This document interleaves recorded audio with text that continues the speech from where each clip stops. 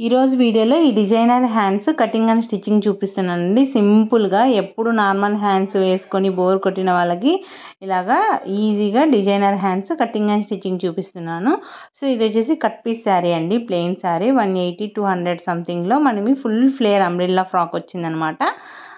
Back వచ్చేసి అంటే boat neck పెట్టాను అనమాట. బ్యాక్ ఇలా హోల్ ఇచ్చేసి ఇలాగ రోజ్ ఫ్లవర్ హ్యాంగింగ్స్ వేసాను. అయితే ఫస్ట్ టైం కొత్తగా ఎవరైనా నా ఛానల్ని చూస్తున్నట్టయితే ప్లీజ్ నా ఓల్డ్ వీడియోస్ ఒకసారి చెక్ చేయండి. మన ఛానల్ వచ్చేసి టైలరింగ్ వీడియోస్ ఉంటాయన్నమాట. నచ్చితే తప్పకుండా లైక్ చేయండి, సబ్స్క్రైబ్ చేసుకోండి. ఓకేనా? మీకు ఏమైనా డౌట్స్ ఉంటే కామెంట్ సెక్షన్లో కామెంట్ చేయండి.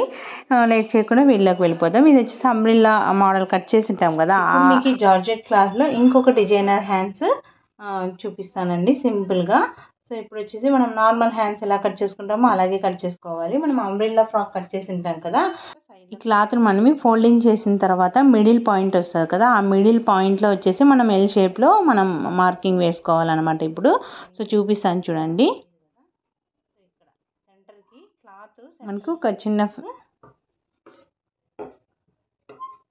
ఇప్పుడు క్లాత్ ఇది అనుకోండి, దీని సెంటర్కి ఇలాగా ఈ సెంటర్లో మనం మార్కింగ్ వేసుకోవాలి. ఇప్పుడు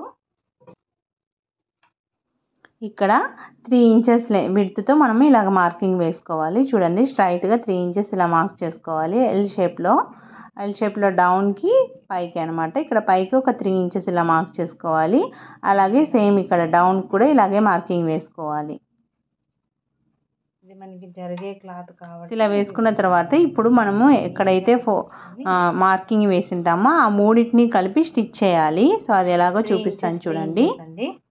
నేను ఇక్కడ జార్జెట్ సాఫ్ట్ క్లాత్తో చూపిస్తున్నాను కదా, మీరు ఇంకా స్టిఫ్ క్లాత్ అంటే హాఫ్ పట్టు కానీ రా సిల్క్ ఏవైనా బ్లౌజ్ పీసెస్ ఉంటాయి కదా, దాంతో ట్రై చేయండి, ఇంకా నీట్గా ఉంటుంది. సో ఇక్కడ చూడండి, ఇలా హాఫ్కి ఇలా ఫోల్డ్ చేసి మళ్ళీ ఇటు సైడ్కి ఇలా ఫోల్డ్ చేసి చూడండి, 3 ఇలా కలిపి ఇప్పుడు మనము ఎడ్జెస్కి స్టిచ్ చేసుకోవాలన్నమాట. ఎక్కడి వరకు అయితే మార్కింగ్ వేసి ఉంటామో అక్కడి వరకే స్టిచ్ చేసుకోవాలి.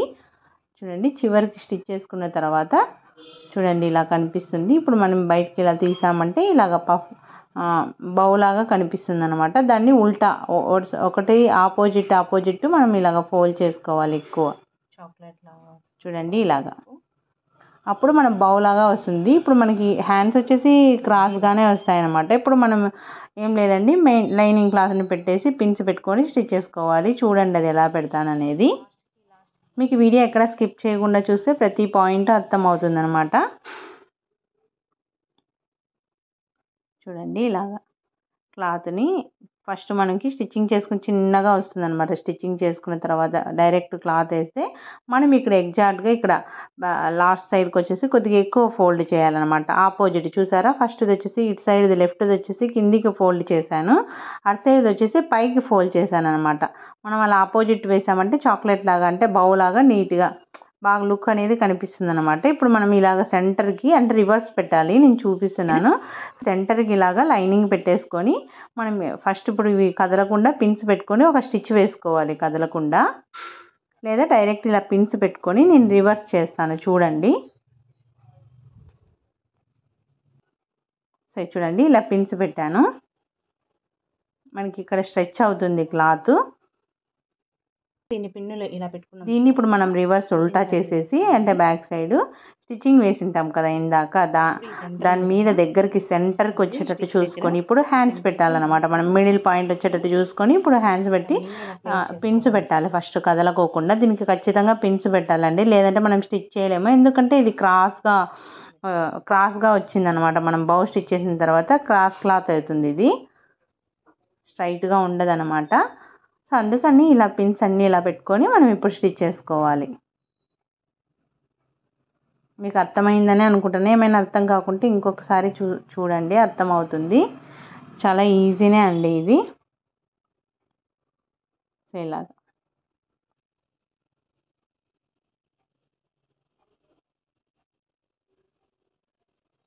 చూడండి, మనకి ఇలా లుక్ అనేది ఇలా వస్తుంది. సెంటర్లో పిన్ పెట్టాను కదా, అది రిమూవ్ చేస్తాను.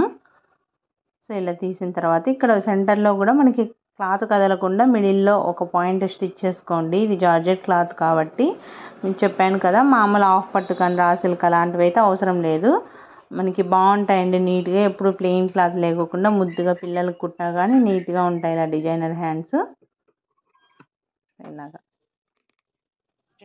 ఇప్పుడు ఈ పిన్స్ పెట్టిన నుండి కదలకోకుండా ఇంకా మీకు ఏమైనా లూజ్ అలా ఏమైనా ఉందంటే సర్దుకొని పిన్స్ పెట్టుకొని నీట్గా కదలకుండా స్టిచ్ వేయాలి. స్టిచ్ వేసుకొని ఎక్స్ట్రా కట్ చేసుకోవాలి. కింద వచ్చేసి మీరు మన ఇష్టం పైపింగ్ అయినా వేసుకోవచ్చు, లేదా ఫోల్డ్ చేసి అనేది స్టిచ్ చేసుకోవచ్చు. నేను నార్మల్గా ఫోల్డ్ చేసి స్టిచ్ చేశాను. సో చూడండి ఇలాగా రెండు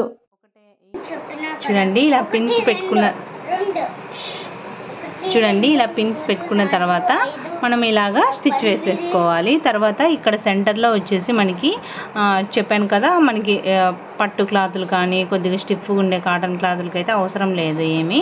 మనకు కదలకుండా ఇప్పుడు ఈ రెండింటిని ఇలాగ సెంటర్కి ఇలా ఓపెన్ చేసి ఇక్కడ ఒక స్టిచ్ వేయండి మధ్యలో. ఓకే, అర్థమైంది కదా అండి, మాకు కనిపించదు అనమాట. ఊరికే నాట్ మీరు నీడిల్తో అయినా ఇలాగ నాట్ వేసుకున్నా కదలకుండా ఉండడం కోసం. ఇది మళ్ళీ జార్జెట్ క్లాత్ కదా, సో అందుకే.